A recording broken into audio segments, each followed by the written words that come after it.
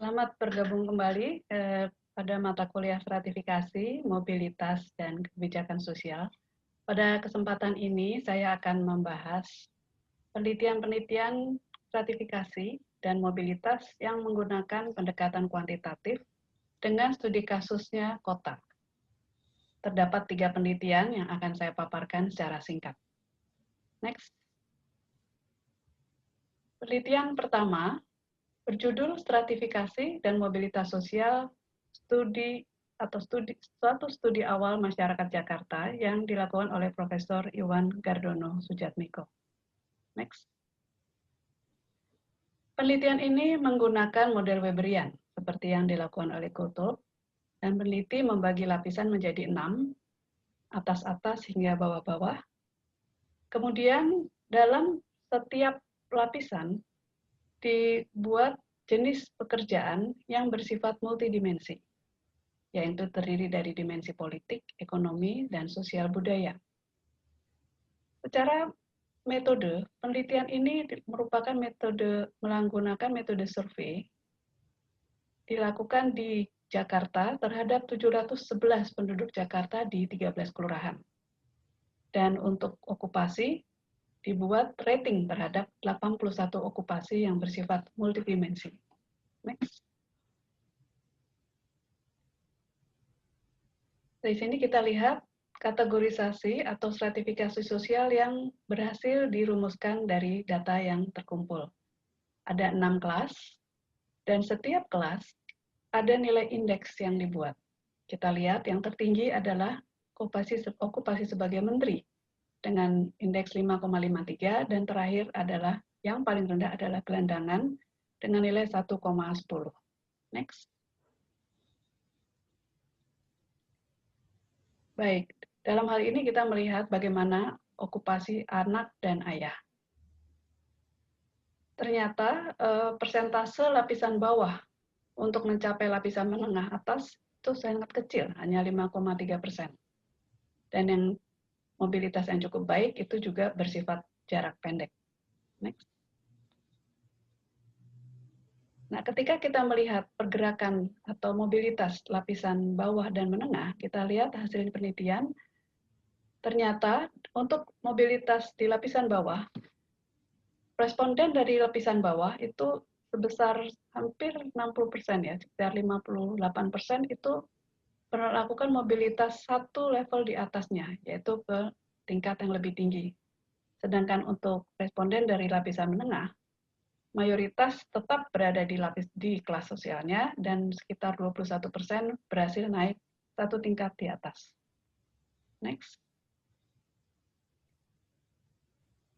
Kalau kita lihat kesimpulan dari penelitian ini, secara umum terdapat keterbukaan dalam masyarakat Jakarta, namun mobilitasnya itu berjarak pendek. Kedua, pendidikan, terutama pendidikan tinggi, itu berfungsi sebagai eskalator sosial yang dapat mengantarkan masyarakat bawah untuk naik ke lapisan atas. Hal ini memperlihatkan bahwa diperlukan perbaikan dalam sarana, dalam hal ini pendidikan, dan proteksi terhadap kelas bawah agar mereka bisa masuk ke dalam eskalator sosial. Kalau tidak dilakukan proteksi, pendidikan hanya akan mencerdaskan tanpa mengadilkan. Dan proteksi ini merupakan pola sponsored mobility, seperti yang dikatakan oleh Turner. Dan sponsor ini merupakan intervensi terutama oleh negara yang bekerja sama dengan universitas, masyarakat, maupun pengusaha. Yang diharapkan dengan adanya intervensi itu adalah masyarakat bisa terhindar dari pembentukan sistem kasta atau yang bersifat segmentasi. Demikian paparan tentang penelitian pertama. Kita lanjut kepada penelitian yang kedua, yaitu penelitian yang berjudul Pengaruh Tingkat Pendidikan dan Identitas Etnis terhadap Peluang Mobilitas Sosial Intragenerasi para imigran internasional asal Cina. Penelitian ini merupakan hasil skripsi mahasiswa sosiologi yang merupakan karya dari Tiara Wahyuning Tias. Next.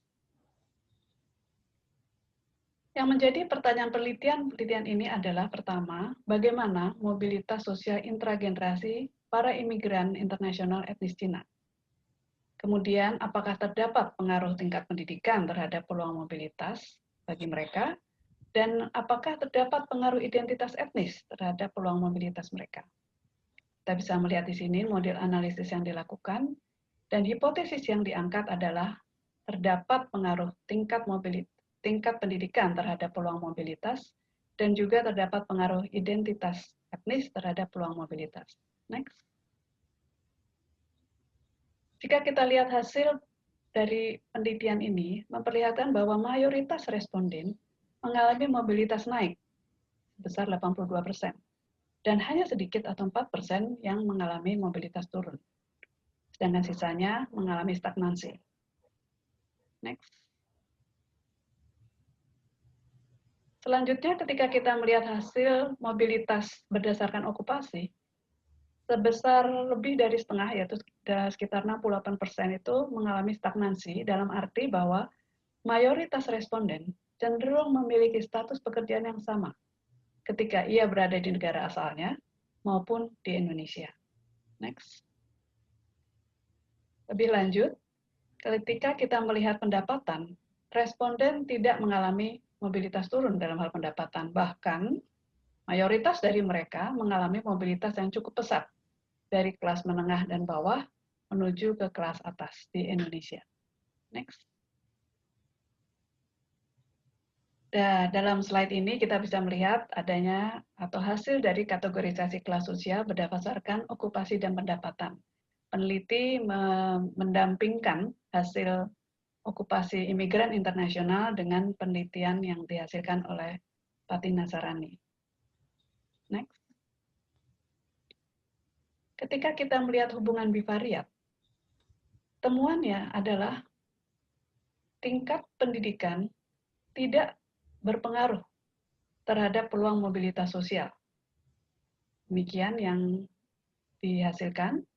Dan kemudian untuk bivariat identitas etnis dengan peluang mobilitas sosial juga tidak terdapat pengaruh, di mana identitas etnis tidak berpengaruh terhadap peluang mobilitas sosial. Next. Kesimpulan yang bisa diangkat dari penelitian ini adalah, secara keseluruhan, mobilitas sosial para imigran bersifat naik, dengan mayoritas responden yang berasal dari kelas menengah. Terkait dengan status okupasi, mayoritas imigran cenderung stagnan dan tidak mengalami kenaikan dalam hal okupasi, tapi mengalami kenaikan dalam hal pendapatan. Kemudian kesimpulan berikutnya adalah hasil uji statistik menunjukkan bahwa tingkat pendidikan dan identitas etnis tidak berpengaruh secara signifikan terhadap peluang mobilitas. Kemudian data kualitatif yang dilakukan oleh peneliti memperlihatkan ada faktor lain yang berpotensi mendorong mobilitas sosial, yaitu jaringan sosial, peluang bekerja di sektor informal, dan budaya kerja. Next. Demikian paparan mengenai hasil penelitian kedua, dan penelitian terakhir atau penelitian ketiga merupakan penelitian skripsi sarjana sosiologi yang dihasilkan oleh Marsi Rizka Milenia yang berjudul Faktor-faktor yang mempengaruhi mobilitas sosial antar generasi di Kelurahan Cinere, Kota Depok, Jawa Barat. Next. Tujuan penelitian ini adalah untuk mengetahui pengaruh kelas sosial orang tua, tingkat literasi digital, dan tingkat modal karir terhadap peluang mobilitas sosial antar generasi pada responden berusia 35-44 tahun. Next. Kategorisasi kelas sosial yang dihasilkan dalam penelitian ini dibagi menjadi dua. Kategorisasi kelas orang tua yang terbagi menjadi 6 kelas, dan juga kategori kelas responden yang terbagi dari 6 kelas, di mana di kedua kelas ini terlihat pekerjaan atau okupasi apa yang terdapat dalam setiap lapisan dan juga berapa income atau keuntungan yang dimiliki oleh setiap lapisan. Dalam analisis mobilitas absolut, pertama kita melihat pada mobilitas inflow. Mobilitas inflow memperlihatkan bahwa mobilitas sosial antar generasi cenderung mengarah naik.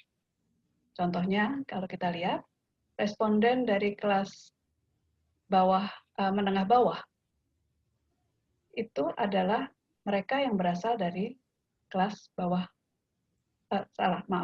responden dari kelas bawah-bawah, masih salah saya. Iya Mbak, dikit aja. Menengah bawah, bukan bawah-bawah. Jadi kita dari mana di stop di sini? Dari sini aja Mbak. Di sini udah ya? Ya ini udah. Oke. Berarti selanjutnya.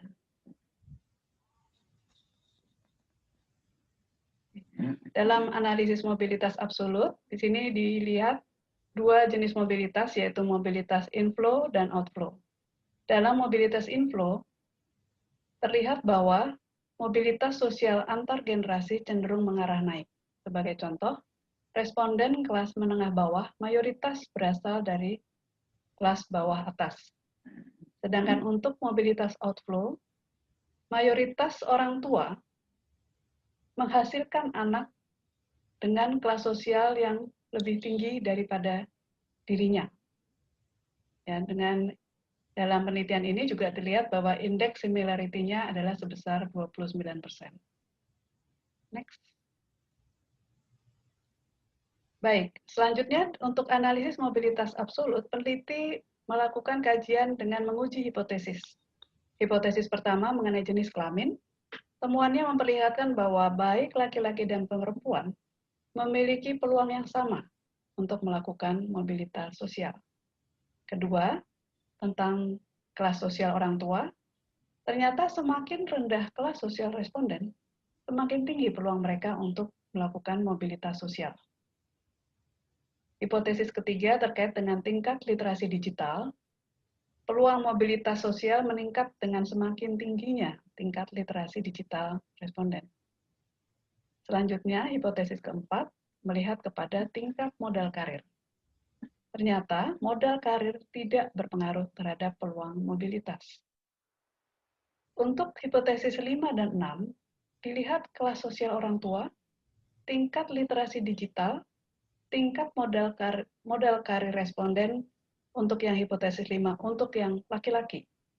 Temuannya adalah terdapat pengaruh antara variabel-variabel tersebut pada responden laki-laki. Pada hipotesis 6 terdapat temuan yang berbeda. Ternyata kelas sosial orang tua, tingkat literasi digital, tingkat modal karir tidak berpengaruh pada responden perempuan. Selanjutnya, next. Ketika kita melihat mobilitas relatif, temuan-temuan penting di sini diperlihatkan bahwa responden kelas atas memiliki peluang lebih besar untuk mempertahankan posisi kelasnya. Kedua, responden kelas bawah-bawah memiliki peluang lebih rendah untuk melakukan mobilitas sosial. Dan hal yang menarik adalah pada kelas menengah, mereka memiliki peluang yang beragam untuk melakukan mobilitas sosial menuju kelas lainnya. Next. Apa kesimpulan yang diangkat oleh peneliti? Pertama, kalau kita melihat mobilitas laki-laki dan perempuan adalah peluangnya sama. Kemudian, kelas sosial orang tua berpengaruh terhadap peluang mobilitas dengan arah negatif. Tingkat literasi digital maupun tingkat modal karir, tingkat literasi digital berpengaruh terhadap peluang mobilitas, sedangkan tingkat modal karir tidak berpengaruh. Dan ternyata model signifikan pada responden laki-laki, namun tidak signifikan pada responden perempuan. Kemudian peneliti juga melakukan studi kualitatif dan hasilnya memperlihatkan bahwa aspek-aspek yang berkontribusi pada peluang mobilitas adalah habitus, kondisi dan akses terhadap pasar kerja, serta faktor-faktor spasial. Nah, implikasi teoritis yang diangkat, pertama terkait dengan peluang mobilitas berdasarkan jenis kelamin, hasil penelitian ini tidak sejalan dengan penelitian McNamee, namun sesuai dengan penelitian Peterson dan Azevedo dan Baulion, bahwa tidak terdapat perbedaan jenis kelamin pada peluang mobilitas. Kedua, analisis mobilitas absolut sejalan dengan penelitian Tilly dan juga Azevedo serta penelitian Patina Sarani tahun 2012. Demikian pemaparan singkat mengenai ketiga penelitian kuantitatif di kota, dalam hal ini di Kota Jakarta. Semoga temuan-temuan penelitian ini dapat memperkaya wawasan saudara-saudara sekalian. Terima kasih atas perhatiannya.